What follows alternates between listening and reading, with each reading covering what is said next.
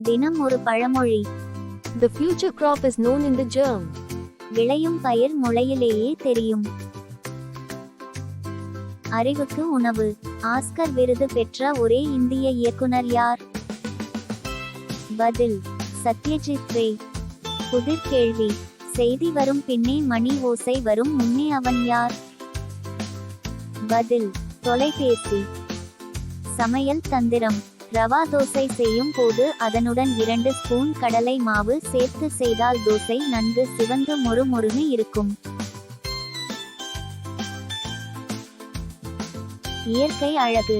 பச்சை பயிறு மாவை முகத்தில் தேய்த்து கழுவினால் முகத்தில் உள்ள இறந்த செல்கள் அனைத்தும் நீங்கிவிடும். வீட்டு மருத்துவம். தினமும் ஒரு கப் பால் குடிப்பது எலும்புகளை வலுவாக்கி கால்சியம் சத்தை அதிகரிக்கும்.